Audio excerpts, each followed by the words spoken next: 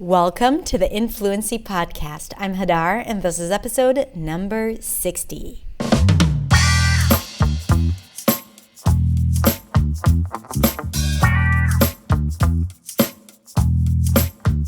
Hey, it's Hadar. Welcome to my channel, and today I want to celebrate with you 200 episodes of the Accents Way magazine.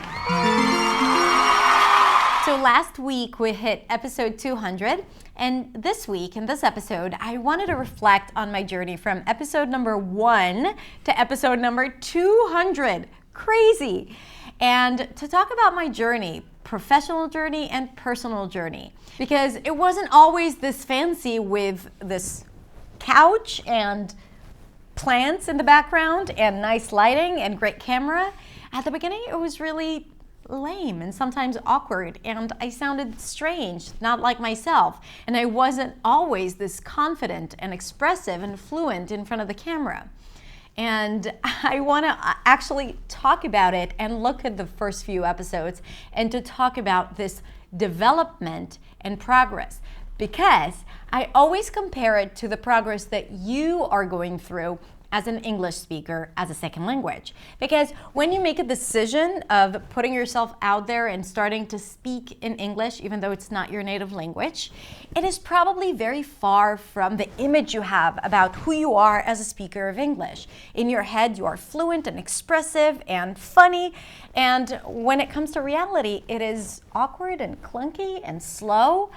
And I want to tell you that, reflecting on my journey as a creator and as a teacher and as a non-native speaker, I think the secret is to keep showing up and doing the work, even if it's not perfect, even if it's not right, even if you get criticized for it, because God knows I've gotten a lot of criticism on the work that I've put out there. And sometimes I've allowed it to affect me, and sometimes I haven't. And I think that had I allowed it to affect me, I wouldn't have been here celebrating my 200th episode. So I want you to know that the path to fluency is a result of long, continuous, and consistent work. And this is something that you want to do right now, or even yesterday, because soon enough, you will be also celebrating your 200th episode. And also one more thing, because I know that a lot of English teachers are also watching this, and some of you may be timid or insecure about posting yet another video about pronunciation or about English online, because the market is saturated and there are already so many teachers. But here's what I have to say. I was having the same fears and thoughts when I first started out. But here I am, 200 episodes later and 330,000 subscribers later. Amazing students and incredible community that I'm so grateful for. And this would not have been possible had I not decided to go ahead and keep showing up online every single week. So if you want to do it and you're afraid, then remember that the only way for you to make your dreams a reality is by simply saying yes and doing the work. So let's begin with looking at how it all started. Okay, so let's check out the first video I've ever uploaded to YouTube. A little lame. So it was a PowerPoint presentation and me doing a voiceover of drills of words. See, back then I was already all about drills. So let's take a look. What do you want? What do you want? I don't want to. I don't wanna. After that, I uploaded a few more videos using my webcam where I speak like a robot. Let's listen. Lamb. Lamb.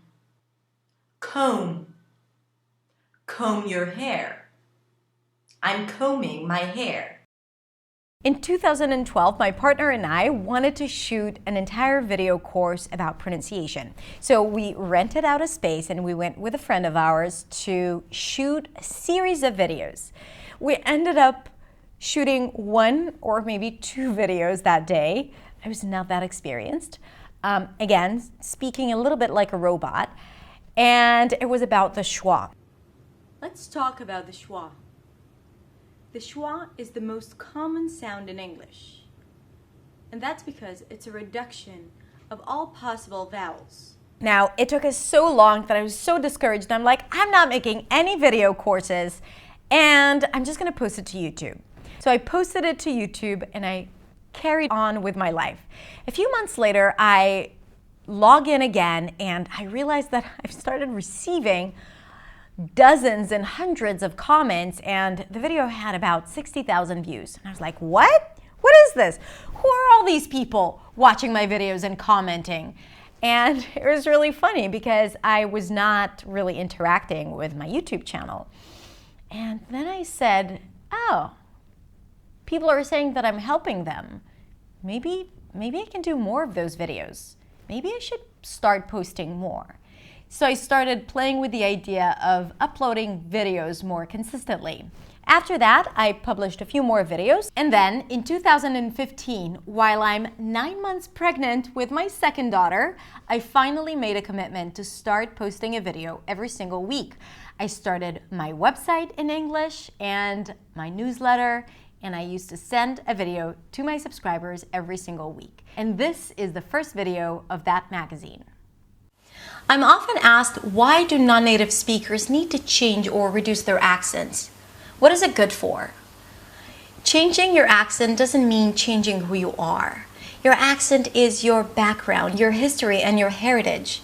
Your native tongue is where you can express yourself most freely, and I bet that some things in your personality and culture just don't translate well to English. Now, if we listen to the video, we see that I'm a lot less natural and less confident in front of the camera. So I attribute it to two things. One, back then I was memorizing the text. So I actually wrote this script and memorized it and then set it in front of the camera. And I don't do that anymore. That doesn't work for me. And I feel that it's very restricting. And the second thing is sheer experience. You know, I've been making so many videos that simply by just doing it, I have gained confidence and that sense of effortlessness in front of the camera. And even though I have all the respect in the world for that woman being 9 months pregnant and making videos for YouTube for the first time, really, of course I'm still watching this and saying, too much makeup, or what was I wearing? Or why am I teaching it like that? Because of course it's much easier to be 5 years later and to know so much more about how things should be done. Now, throughout the first year of video creation and making videos every single week, I was kind of hiding the fact that I'm a non-native speaker. I mean, I didn't say that I'm not a native speaker, but I didn't mention it.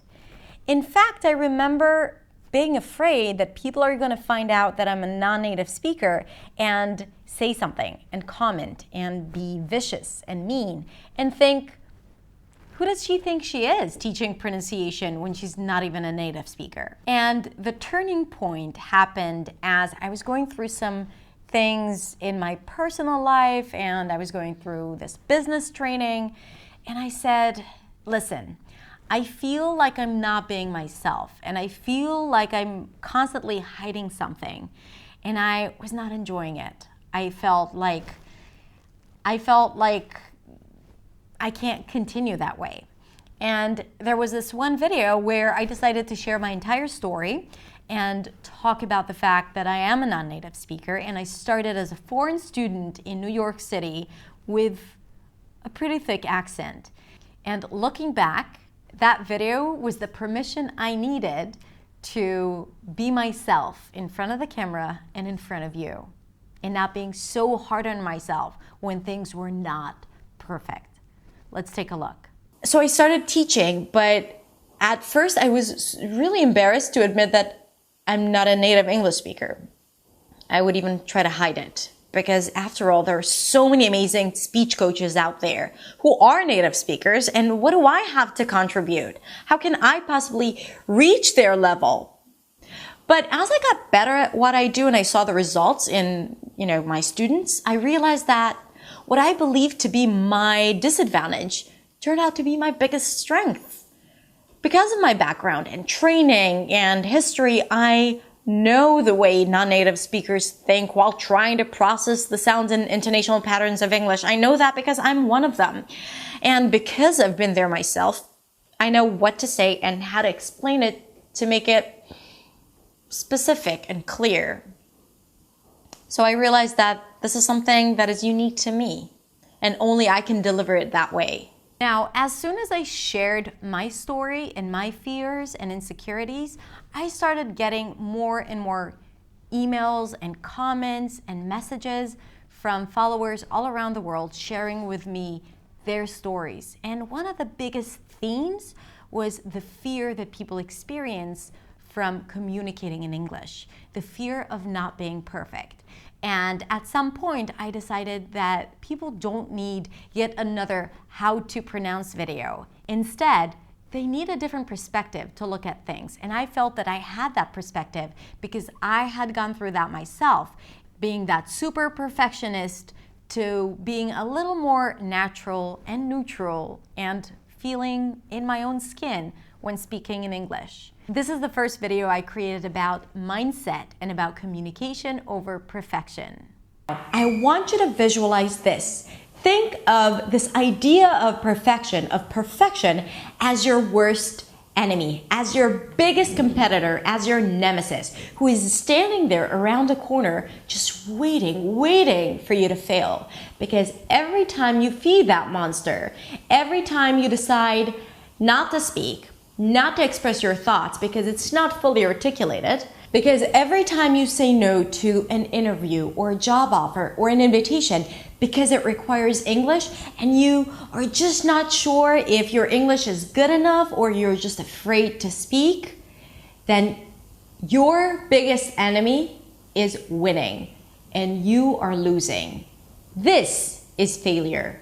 Not trying to say something and making a mistake, not saying something and getting stuck. That's not failing. That's just practicing. That's just living. Even native speakers make mistakes, okay? And then it's okay because that's their native tongue.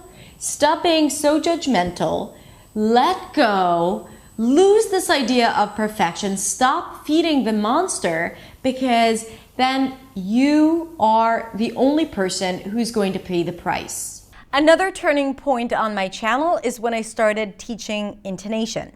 So up until the video that we're gonna watch in a sec, I was only talking about pronunciation and a little bit about mindset, as you've seen.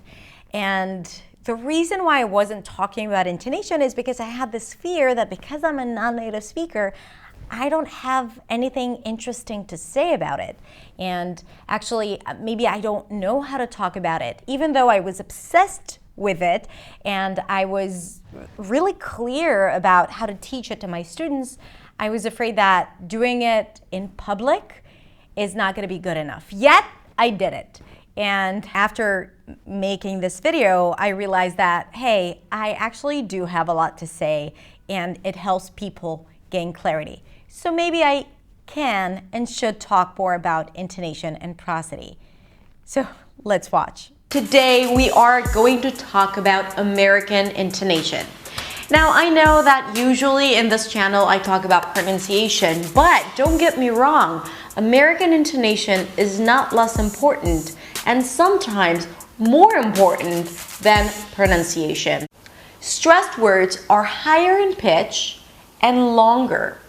Higher in pitch, so they get a higher note, ta-da. The first note was higher in pitch, ta-da, and they're longer, okay? The glass is on the table. After that, I had a series of videos where I dismantled and dissected speeches by different speakers, and I absolutely loved it, as well as my audience. I have yet to give a speech or have a meeting where somebody doesn't ask me the millennial question. I have yet, the next chunk is to give a speech. Ladies and gentlemen, I think we are in a cultural crisis. I think we are. Think is stress. It's a little longer. I is a bit more reduced. In April 2018, I wanted to create a 5-day challenge. And to do that, I posted a video on YouTube called How I Lost My Accent and Became Fluent. And in that video, I invited people to join my Facebook group. Little did I know this was going to be the beginning of a new era.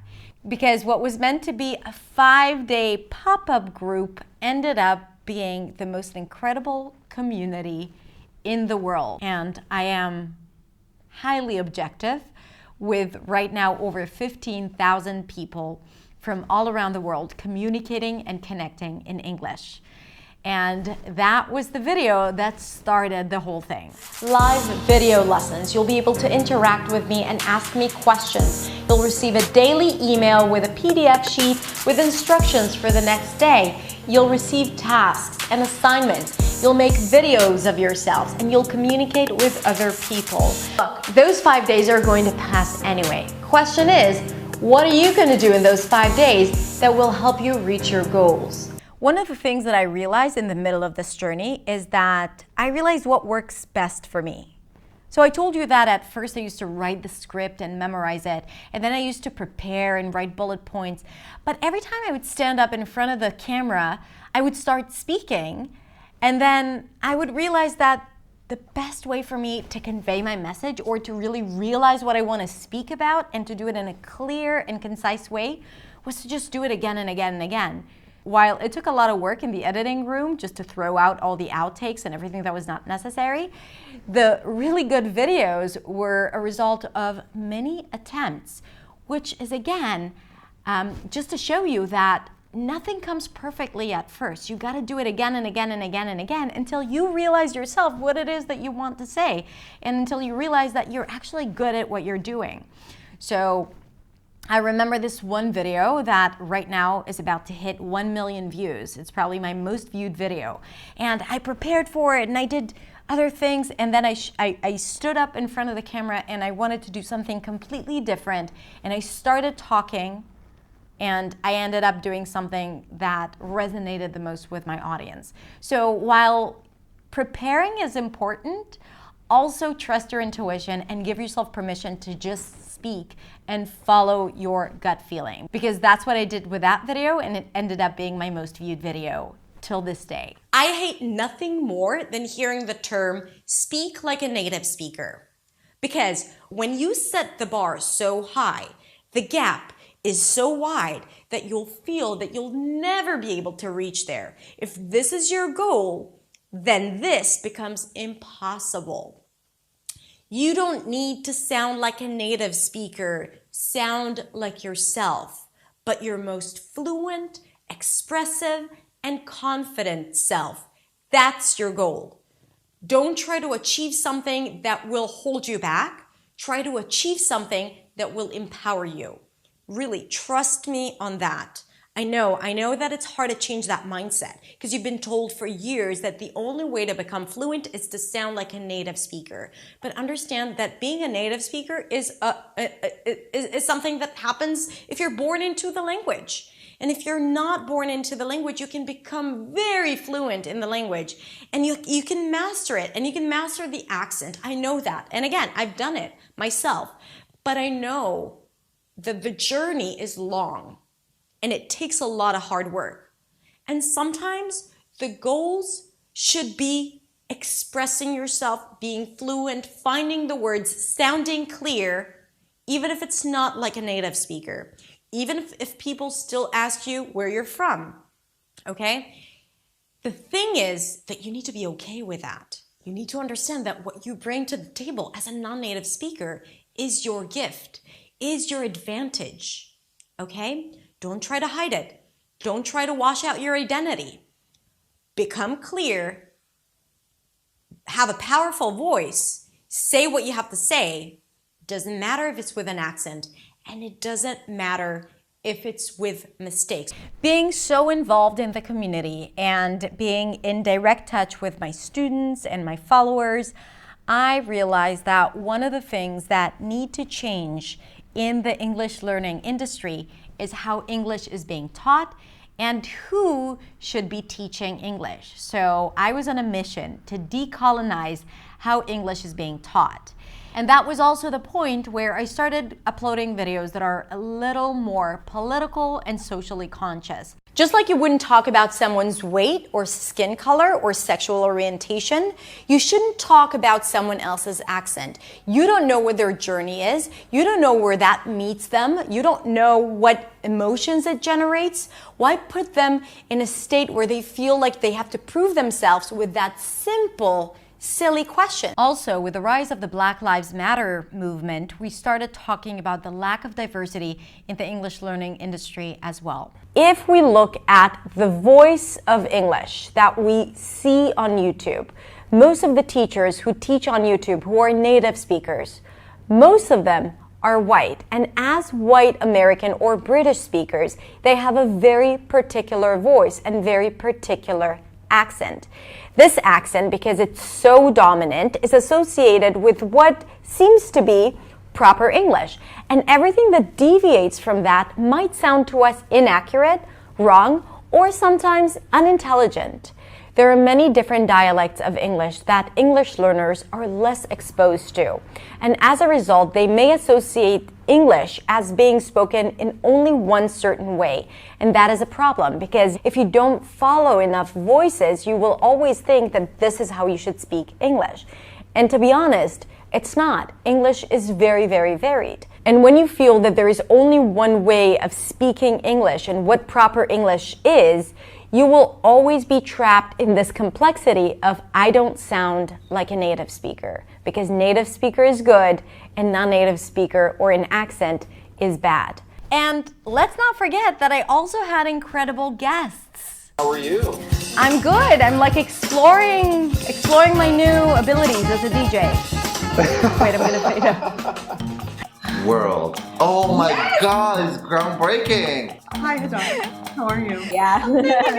I got coffee in my head. And you have your own YouTube channel now, which you haven't mentioned, by the way. At the beginning of 2020, I also announced my new podcast, the Fluency podcast, and sometimes shared the episodes here on my channel as well, which turned out to be great.